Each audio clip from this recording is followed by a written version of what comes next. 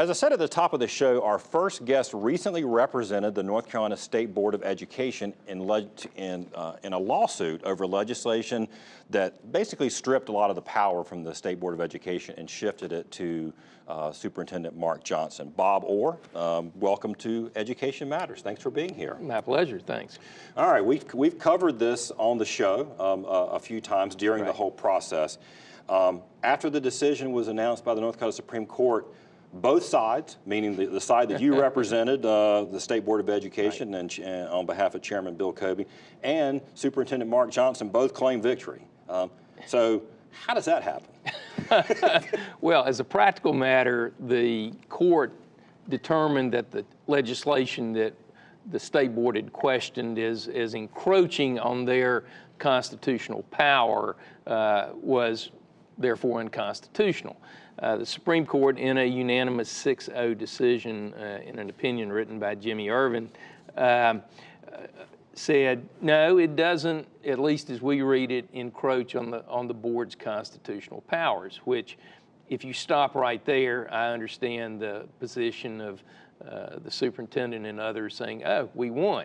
You have to read the opinion to actually see how the court reaches that conclusion. And in doing that, the Supreme Court affirmed that the ultimate constitutional authority for the supervision and administration of the public school system rests with the State Board, and that the constitutional power and the statutory powers to make rules and regulations govern the mechanics between the board and the superintendent. So from the board's perspective, the necessary recognition of its constitutional powers is embedded in the court's decision. Now, we've invited Superintendent Johnson to come on the show. He's been on before, and he said he's going to come on again, so we're going to talk about it with him. But we wanted to have you on today to sort of explain. So, how is this going to work? I mean, because when I I think anyone who's been watching this, clearly the relationship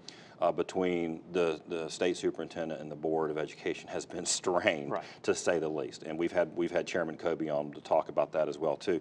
I mean, how do they work together? I mean, how do these things get sorted out if there are even they can't agree on what the ruling said? Well, I think one of the immediate outcomes of the opinion was, okay, they will do a better job working together. But unfortunately, the decision really didn't give the clarity on sort of key aspects of how it is supposed to work. And within a week of the opinion, there were rumors floating about that the superintendent intended to unilaterally fire and then hire key leadership positions in the Department of Public Instruction. And well, in fact, the General Assembly, I mean, there's about $5 million in cuts supposed to happen, and they actually gave them money in the budget for severance. Right. I mean, so I don't think that was a far leap to think that might be what's coming. Right. But so the board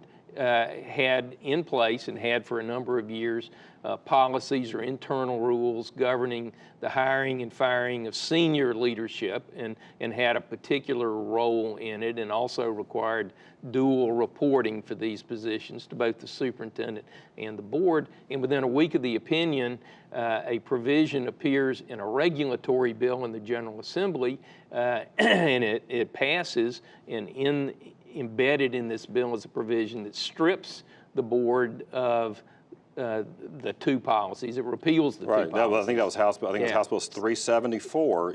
But it does. I mean, it really does. It basically talks about State Board of Education policies are they're repealed, and they have to basically and sort of they're kind of flexing, which I think is actually, and I didn't mean to cut you off on that, but I mean, but it's important because I think the ruling and at least some of the arguments were that really neither the state superintendent or the State Board of Education is in charge of education in North Carolina. It's the General Assembly.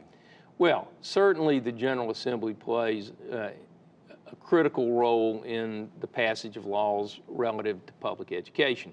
But the state board is a constitutionally created body and has specific constitutional powers, not the least of which is the ability to use rules and regulations to set the overall general policies. And there's language in Justice Irvin's opinion that acknowledges this and says the General Assembly cannot, even though it has all this power, it cannot encroach upon these constitutional powers of the board.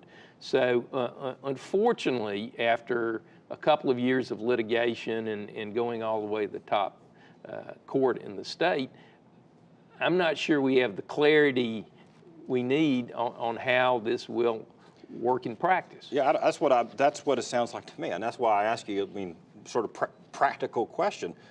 Superintendent Johnson, I'm in charge, I'm going to make this decision. I mean, does it set up a situation where the state board said, no, actually, we still have the power to oversee that, and we don't agree with this, and you can't do that? I mean, could we be heading back to court? And I mean, and you may look as someone who served on the court, you may not want to pontificate on this, but did they get it wrong, or do you think they kind of kicked the can down the road a little bit?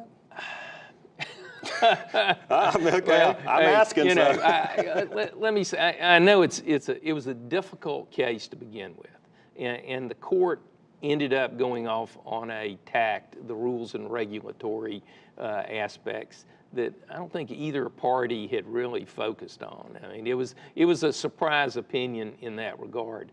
But you know, you ask, will they go back to court? One of the problems is the General Assembly a year ago prohibited the state board from hiring outside counsel to litigate these issues. You know, that they can't use public money to actually get clarification. So the board's in a very difficult position, and the unfortunate part is we have 1.5 million students and a $10 billion school system that is impacted by this lack of clarity and inability to figure out how it's supposed to work. Well, I think that's a good place to close on, because I think the 1.5 million school children are really what's most important here. And I know certainly our viewers hope that the state board and the superintendent can figure out a way to work together on these things. And you know, this hasn't been good in a lot of ways, right? It's been a difficult situation for board members, and I understand the superintendent has his frustrations, and then the General Assembly, in its inimitable fashion, continues to intercede in the matter. Great. Yeah. Thanks for being here with us today. We appreciate it. Thanks for having me. All right, when we come back, we're going to be joined by 2 top journalists who cover education and policy week in and week out. But before we go to break, see if you can answer this question. There are 115 school districts in North Carolina. Last year, how many of them met the Centers for Disease Control and Prevention recommendation of 1 nurse for every 750 students?